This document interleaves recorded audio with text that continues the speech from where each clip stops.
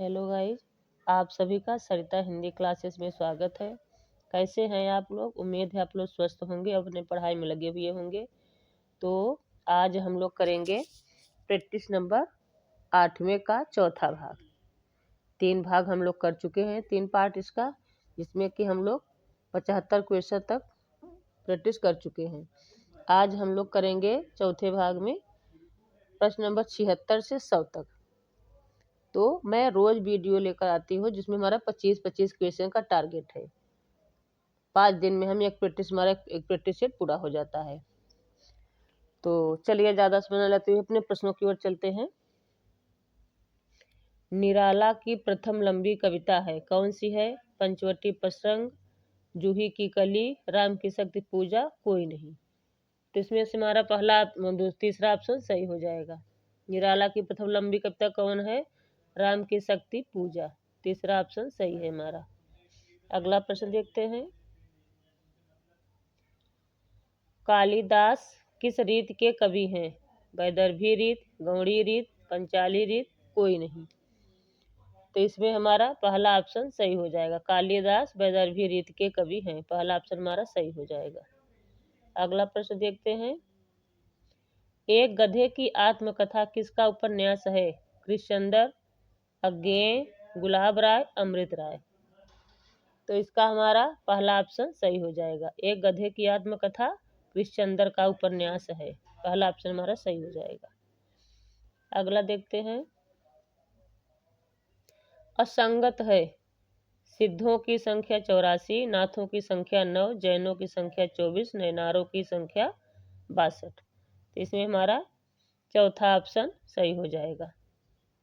नैनारों की संख्या 62 नहीं होती है, बाकी ये तीनों हमारे संगत हैं।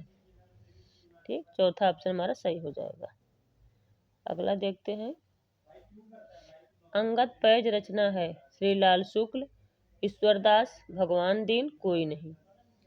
तो अंगद पैर किसकी रचना है? ये दूसरा ऑप्शन हमारा सही हो जाएगा, ईश्वरदास का है। अगला प्रश्न देखते हैं।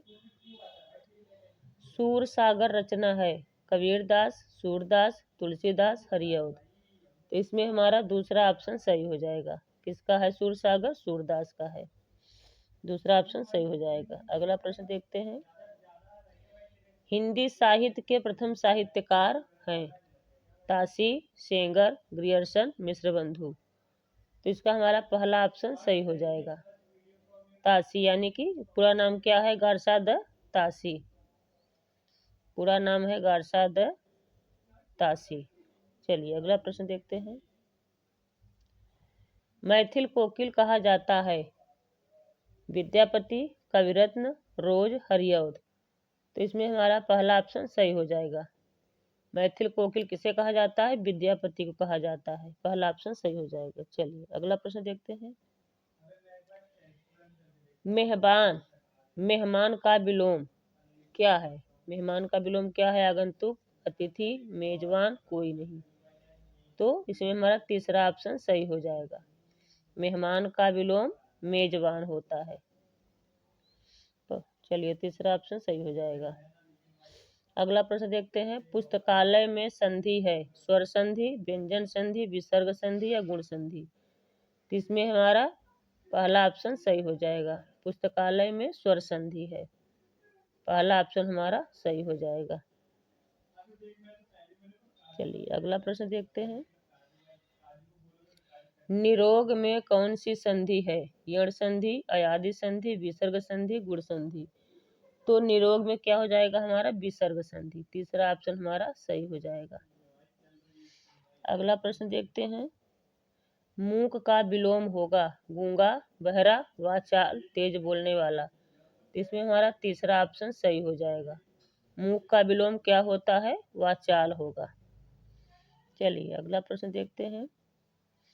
पुष्प की अभिलाषा कविता है, नवीन, माखनलाल चतुर्वेदी, अस्क या रेणु।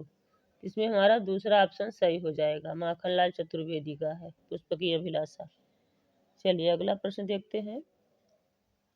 अकाल में सारस रचना है, केदारनाथ सिंह, केदारनाथ अग्रवाल, नागार्जुन, यहाँ नागार्जुन होगा, ठीक, बच्चन सिंह। तो अकाल में सारस किसकी रचना है ये? पहला ऑप्शन हमारा सही हो जाएगा, केदारनाथ सिंह का है। अगला प्रश्न देखते हैं। अकाल और उसके बाद रचना है नागार्जुन, बच्चन सिंह, शिवमंगल सिंह सुमन, केदारनाथ। तो अकाल और उसके बाद किसकी रचना है ये? नागार्जुन का है। पहला ऑप्शन हमारा सही हो जाएगा। अगला प्रश्न देखते हैं। महेंद्र का पर्यायवाची है देवता, माया, इंद्र, शंकर। तो महेंद्र किसका पर्यायवाची है? तीसरा ऑप्शन हमारा सही हो जाएगा, इंद्र का है। ठीक, चलिए अगला प्रश्न देखते हैं। हनुमान का पर्यायवाची है पवन पुत्र, जानकी नंदन, राम भक्त, सभी। तो क्या होगा इसका? पवन पुत्र। पहला ऑप्शन हमारा सही हो जाएगा, पवन पुत्र। अगला प्रश्न देखते हैं। अष्टछाप का में कभी नहीं है, विशेष ध्यान देना है नहीं पे। कौन नहीं है? जल्दबाजी में जो है उसे मत लगाना। पूछ रहा है अष्टछाप में कौन नहीं है? सूरदास, कृष्णदास, रसखान, नंददास। तो कौन नहीं है अष्टछाप में? तीसरा ऑप्शन हमारा सही हो जाएगा। ठीक, रसखान नहीं है, बाकी सूरदास, कृष्णदास और नंददास ये तीनों हैं। ठीक, चलिए अगला प्रश्न देखते हैं। अष्टछाप में सबसे बड़े कवि थे, यानी कि कौन थे सबसे बड़े कवि? कुंभनदास, नंददास, सूरदास, कृष्णदास।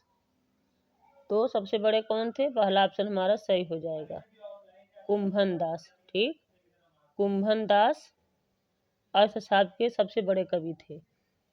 चलिए आगे देखते हैं अगला प्रश्न क्या है। छायावाद के कवि नहीं है, फिर हमें नहीं पे देखना है। जल्दबाजी में छायावाद के कवि मत लगा के आना है, हमें लगाना है कौन नहीं है। ठीक, पंत, प्रसाद, निराला, गुप्त जी। तो कौन नहीं है? चौथा ऑप्शन हमारा सही हो जाएगा। ठीक, गुप्त जी नहीं है, यानी कि प्रसाद, पंत, निराला ये तीनों हैं। चौथा ऑप्शन यानी गुप्त जी नहीं है। चलिए अगला प्रश्न देखते हैं। द्विवेदी युग के कवि नहीं है, नहीं विशेष ध्यान देना है। कौन नहीं है? जो है उसे मत लगाना, जो नहीं है उन्हें लगाना है कि कौन से द्विवेदी युग के कवि नहीं है। गुप्त जी, हरिऔध, द्विवेदी जी, पंत जी।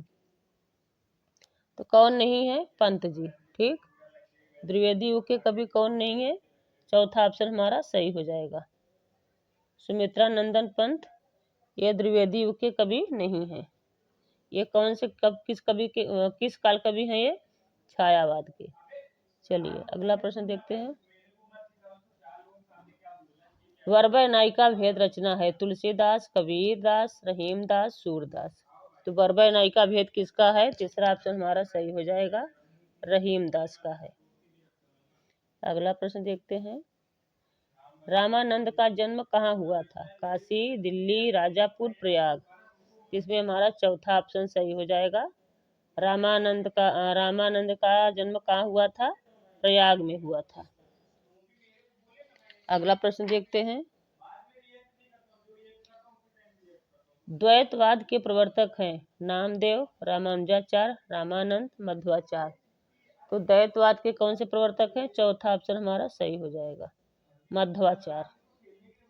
लास्ट प्रश्न देखते हैं अपना क्या कह रहा है। रामावत संप्रदाय के प्रवर्तक हैं नामदेव, रामानुजाचार्य, रामानंद, विष्णु स्वामी। तो रामावत संप्रदाय के प्रवर्तक कौन है? तीसरा ऑप्शन हमारा सही हो जाएगा, रामानंद। ठीक, तीसरा ऑप्शन हमारा सही हो जाएगा, रामानंद। अगर आप लोग हमारे वीडियो को पहली बार देख रहे हैं तो प्लीज़ मेरे चैनल को सब्सक्राइब कर लीजिएगा, बेल आइकन प्रेस कर लीजिएगा। अब से मेरा वीडियो डेली 5 बजे जाएगा। टाइम थोड़ा चेंज हो गया, पहले 4 डालते थे, लेकिन आपसे कल से मेरा वीडियो 5 बजे ही आएगा। ठीक, तो अपने दोस्तों के पास ज़रूर शेयर करिएगा। ज़्यादा से ज़्यादा वीडियो को शेयर करिए, लाइव करिए और कमेंट करके बताइए ताकि आप लोगों को वीडियो कैसा लगता है, प्रश्न जो बनाती हूँ तो कैसा लगता है। ठीक, थैंक फॉर वॉचिंग।